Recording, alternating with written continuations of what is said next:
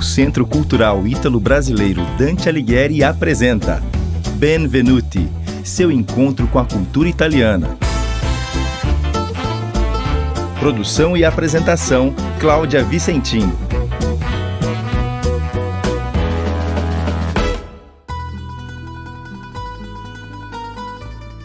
No clima do mês da mulher, o Benvenuti destaca algumas incríveis italianas que fizeram história rompendo barreiras e enfrentando com coragem convenções sociais que sempre colocaram a mulher como coadjuvante ou mesmo tentaram impedi-la de exercer cargos e conquistar espaço em áreas predominantemente ocupadas pelos homens. E para começar, a veneziana Elena Lucrezia Cornaro, primeira mulher a receber um diploma universitário em 1678 na instituição de Pádua, região do Vêneto, norte da Itália. Apesar de pertencer a uma família nobre abastada da então República de Veneza, Helena almejava o conhecimento e aos 7 anos já era fluente em latim e grego. Um pouco mais tarde também já dominava o hebraico, o espanhol, francês e árabe, além de desenvolver grande habilidade em matemática. Virtuosa musicista em uma época em que o nível de exigência era altíssimo, especialmente para as mulheres, Helena conseguiu mostrar o seu talento em diversas composições, embora não tenham sido reconhecidas. Mas Helena não parou por aí, queria a universidade e, ao ser recusada no curso de teologia, conquistou por extrema insistência a autorização para estudar filosofia e, com excelente desempenho, se formou aos 25 anos. No seu discurso de formatura na Catedral de Pádua, falou durante 1 hora em latim a autoridades, professores de universidades de Roma, Nápoles, Bolonha e Perúdia, além de senadores de Veneza. Tornou-se professora de matemática em Pádua, mas morreu jovem, alguns anos depois, vítima de tuberculose aos 38 anos. A Universidade de Bolonha, a mais antiga do mundo, teve em seu corpo docente a primeira cientista italiana a ensinar oficialmente em uma instituição na Europa. Laura Maria Caterina Bassi foi instruída de forma privada e nomeada professora de anatomia em Bolonha aos 20 anos de idade, isso em 1731. No ano seguinte, foi eleita para a Academia do Instituto de Ciências quando recebeu a cadeira de filosofia. Mesmo casando-se jovem e tendo 12 filhos, Laura Bassi publicou diversos artigos e é considerada uma figura-chave na introdução de ideias da física de Newton e da filosofia natural na Itália e outros países da Europa.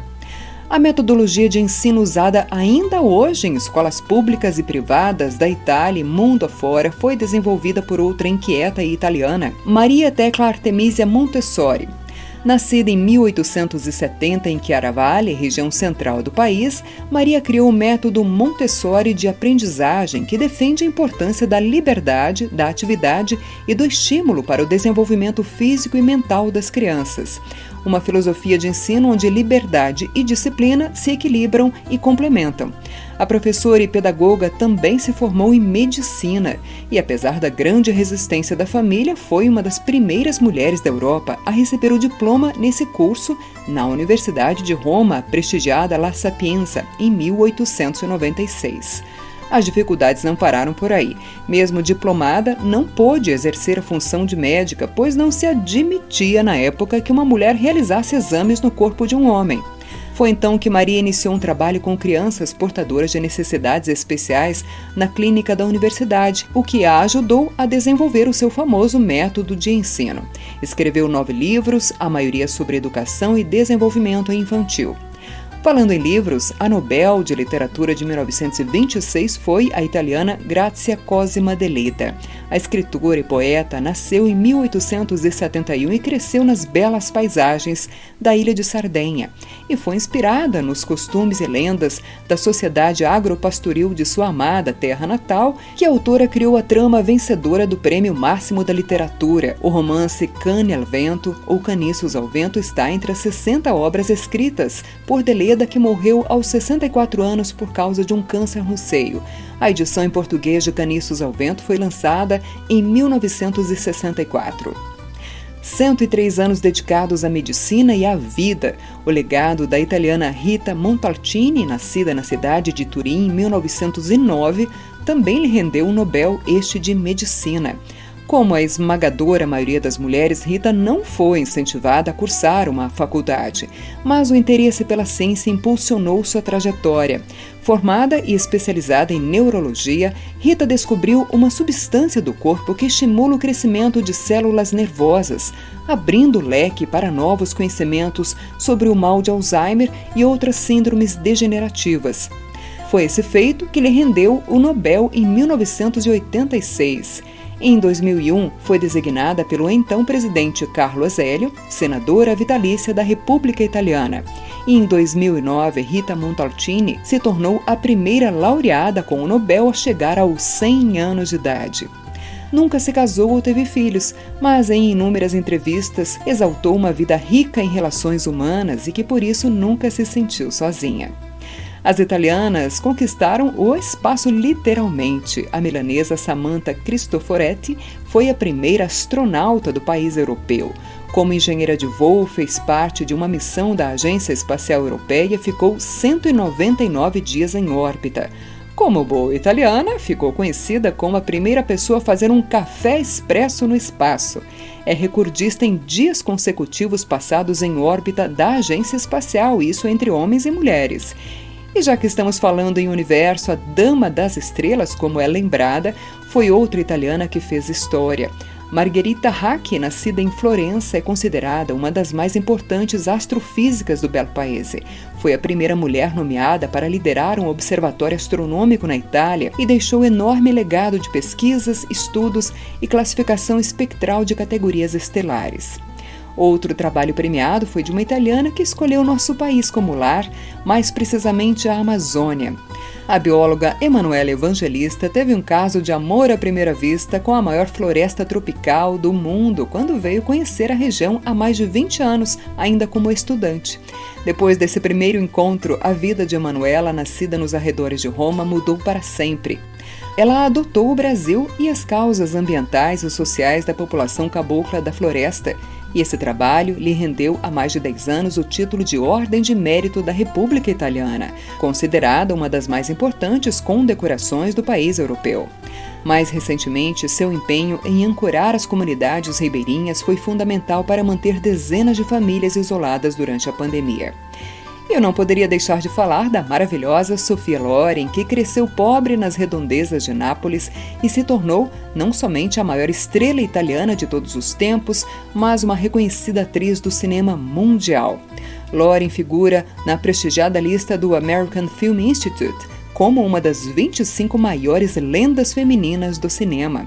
Ela também foi a primeira atriz a conquistar um Oscar em um filme não falado em inglês por sua atuação em Duas Mulheres, de 1960, obra do diretor italiano Vittorio De Sica, com quem Sophia Loren trabalhou em muitas produções durante sua longa carreira. Com 22 prêmios internacionais, incluindo 2 estatuetas do Oscar, Globo de Ouro, BAFTA e Davide di Donatello, este último uma espécie de Oscar do cinema italiano, Loren recentemente estrelou produção para a Netflix. Aos 86 anos, atuou em Rosa e Momo, onde foi dirigida pelo filho, Eduardo Ponti, em uma história que trata de tolerância e igualdade. Vale a pena conferir.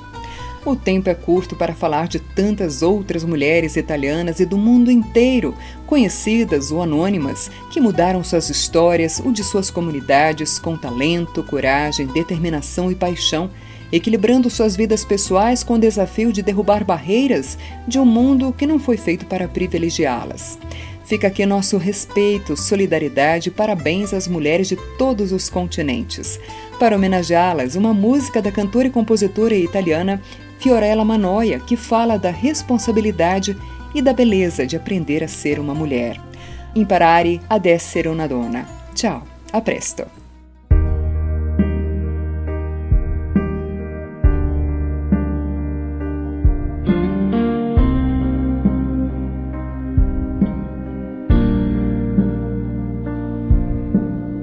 A mani nude, a piedi scalzi, affrontare la vita sul campo e mai dagli spalti, senza risparmi, andando sempre comunque avanti e niente mai sicuro. E quando hai più passato che futuro, sai che hai imparato dagli altri anche i peggiori sbagli, per giorni, mesi, anni. Ma ancora mi commuovo per un bacio lontano, una foto ricordo, per la notte che piano ridiventa giorno. Ogni emozione mi attraversa il respiro e piango di gioia oppure senza motivo. Ci sono giorni in cui vorrei sparire e altri che la felicità non ha una fine. Ogni emozione mi attraversa il respiro e rido di gioia oppure senza motivo, convinta che alla fine tutto torna, con il peso e la bellezza di imparare ad essere una donna.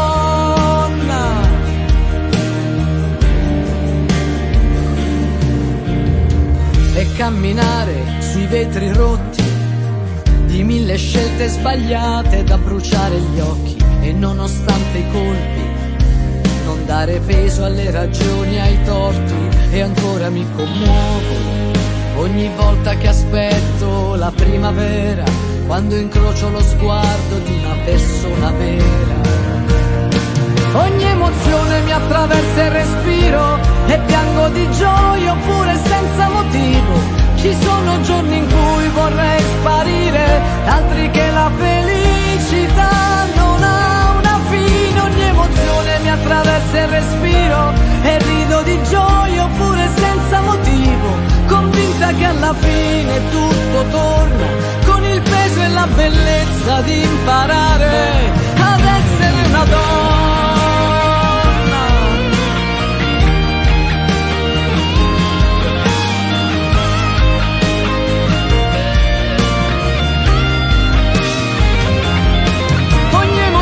Mi attraversa il respiro e rido di gioia oppure senza motivo, convinta che alla fine tutto torna, con il peso e la bellezza di imparare ad essere una donna. Una donna.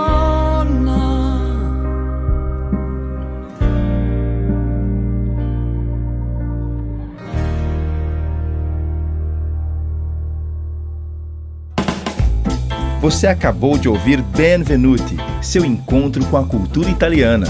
Produção e apresentação, Cláudia Vicentim. Promoção, Centro Cultural Ítalo-Brasileiro Dante Alighieri. Il Mondo in Italiano.